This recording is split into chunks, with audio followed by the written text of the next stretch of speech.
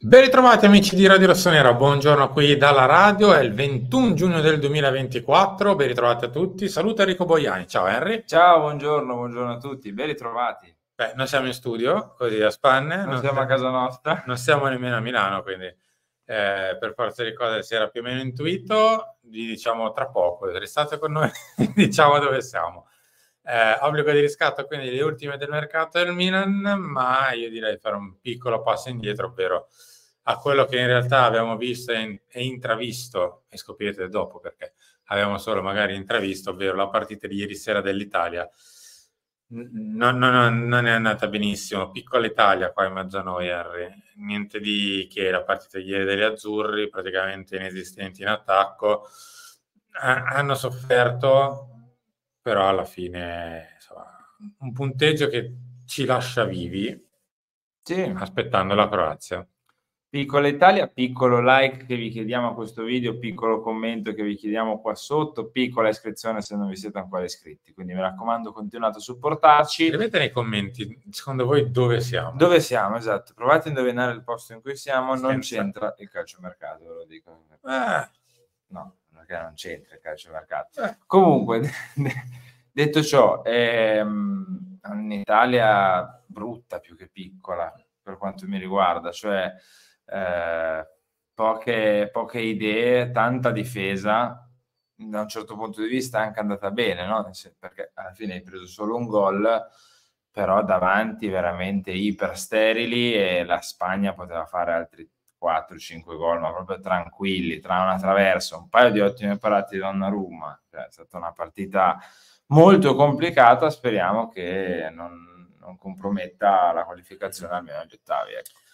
Tra l'altro, a proposito di nazionali, ieri ha giocato anche la Serbia, che stava perdendo fino all'ultimo minuto, poi calcio d'angolo, spizzata di testa di Luka Jovic, manco a dirlo al 96esimo chi è che poteva segnare, se non Luka Jovic, che fa 1-1 con la Serbia, la tiene viva anche in questo caso con il pari, ma soprattutto tiene vivo il suo futuro al Milan, visto che ha più o meno sciolto le riserve anche lui, il Milan stesso, e si va per un anno ancora insieme a Luka Jovic come altra punta.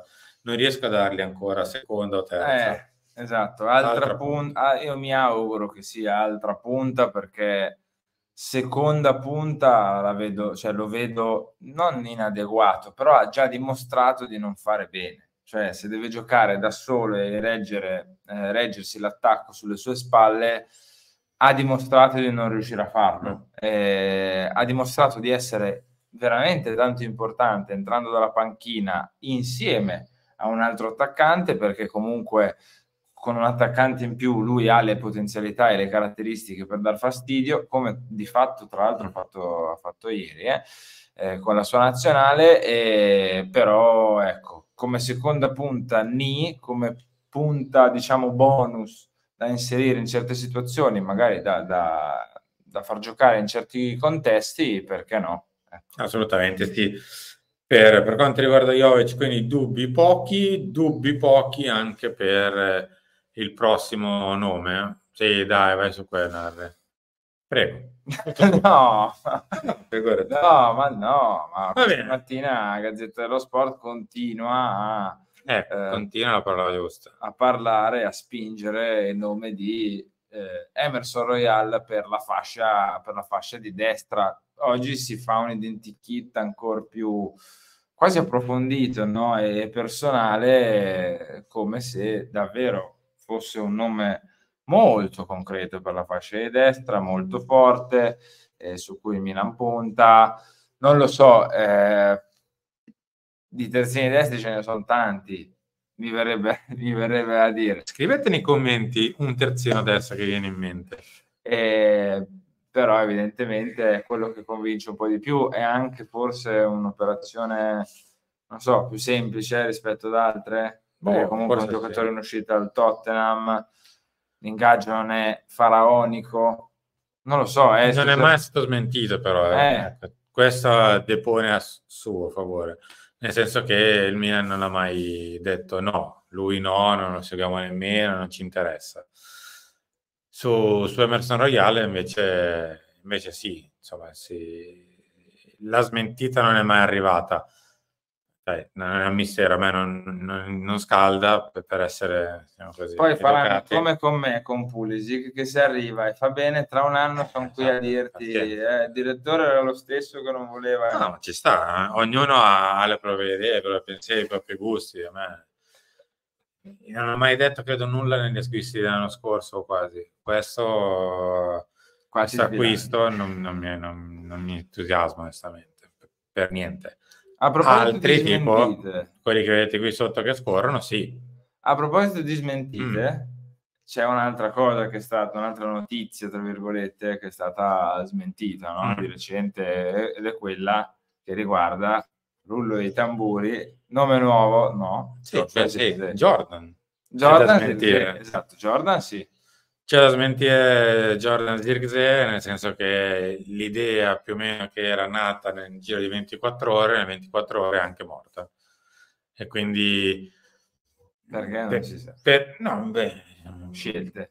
scelte da parte della società che non interessa approfondire il tema, diciamo così, mi prendo 2 Zirkzee al prezzo di uno, provando un po' a spalmare i costi. E non se ne fa probabilmente nulla, almeno per ora non ci sono assolutamente nessun tipo di conferma, anzi, forse c'è addirittura al contrario. Quindi, se arriveremo a Zirkzee, ci arriveremo per altra strada, altrimenti non arriveremo a Zirkzee, ma difficilmente arriveremo per quella strada che era stata un po' pensata nella giornata di ieri e l'altro ieri, e che in effetti si era fatta la strada, scusate, più per un'idea probabilmente di Kia che per un'idea del Milan, che infatti non ha confermato. E No. quindi Peccato si perché ritorna o si paga o niente. peccato perché dal mio punto di vista personalissimo poteva essere una soluzione, contando che avrai una squadra in più l'anno prossimo come l'Under 23. Era sì un giocatore arrivato in circostanze un po' particolari, però magari ti avrebbe potuto far comodo, ecco, e poteva essere una soluzione per assicurarti Joshua e per averne anche un altro che magari poteva andare bene. Facciamo gli ultimi 2 minuti scarsi sul tuo pupillo, Henry. Questo è un nome che a me, come Ti ben sai, piace? piace. Pierre-Emile Højbjerg questa mattina a Corriere dello Sport parla di un ritorno di fiamma, no? di un nuovo interessamento del Milan per Højbjerg, un nuovo obiettivo di calciomercato per la mediana. Il calciatore era stato proposto ai rossoneri, ora le cose possono cambiare. Tra l'altro trovate tutto il pezzo con il riporto a quello che è stato detto a Corriere dello Sport anche su radiorossonera.it. A me piace perché è un giocatore che ha tanta esperienza, che è stato già in spogliatoi importanti, già fatto tanta Champions League, tanta nazionale, ha già un vissuto importante, no? Ha giocato da giovane, giovanissimo, insomma, era nello spogliatoio del Bayern Monaco, ha vinto un po' tutto, passato in Premier League, Southampton, Tottenham da titolare, Danimarca, una quantità infinita di presenze, quindi credo che nell'otto dei mediani ci possa rientrare. Ecco, adesso poi possiamo star qui a dire preferisco Fofana perché è più giovane, è più fisico, preferisco Wiffer perché è più tecnico, è più intelligente, però comunque sono giocatori che hanno quelle caratteristiche. Højbjerg rispetto agli altri due ha molta più esperienza ed è il motivo per cui a me piacerebbe molto. No, a me piace, indiscutibilmente è un buonissimo giocatore, forse anche quello un pochino più semplice dal punto di vista economico, mi viene da pensare, o meglio, non c'è tutta questa forse concorrenza, magari ci può essere per Fofana che ha qualche spasimante in più, lo stesso Wiffer. Vediamo un po' cosa se ne fa. In questo momento credo che però il Milan sia molto sul nome che vedete insieme a lui, è proprio, aspetta che seguo, lui, Joshua Zirkzee, nel senso di provare a chiudere questo ragazzo, anche se bisogna rendersi conto che il fatto che ad esempio ci sia Olanda, Francia, rallenti quantomeno. Non dico che complichi o faccia saltare la questione, ma il fatto è che sia andato all'europeo e non sia ancora tra il castello di Hogwarts di Orlando un po' probabilmente complica la vicenda. Poi credo che uno dei due dovrà mollare. Sì. Se mollerà qualcuno di, diciamo così, di interessante per il Milan, cioè chi arriverà, altrimenti probabilmente il Milan molla, ma molla anche il giocatore. E si andrà su il tuo pupillo assoluto, ovvero Dobbik. No, No? no, Ah, no. no. Va No, bene. stavo per dirti, direttore, chiedi al tuo Mm. amico Tijani Reinders di far uscire l'Olanda, visto che lui controlla, no, tutta la nazionale olandese, di far uscire l'Olanda, così risolviamo presto questa questione di così, perché per me finché ci sono gli Mm. europei, È congelato. a livello di tempistiche, finché c'è l'europeo la vedo dura. Siamo arrivati in fondo anche a questo obbligo di riscatto. Grazie a tutti per essere stati qui con noi. Ci rivediamo tra poco, in realtà, per il lancio delle 13. Poi nuova trasmissione sul Fantacalcio. La troverete nel pomeriggio, intorno alle 15, per Davide Giovanzana e Andrea Roderi. Vi raccontano un po' la novità che poi ci accompagnerà per tutto il resto della stagione parlando di Fantacalcio. Grazie a tutti, a dopo e buon weekend. Ciao e scusate la luce Mm? perché questo posto dove siamo, Dove scriveteci nei siamo? commenti, come dice Gianluca di Casa, Mazio? Ah. no, di Casa Prima Vista, è un bagno di luce. Ciao.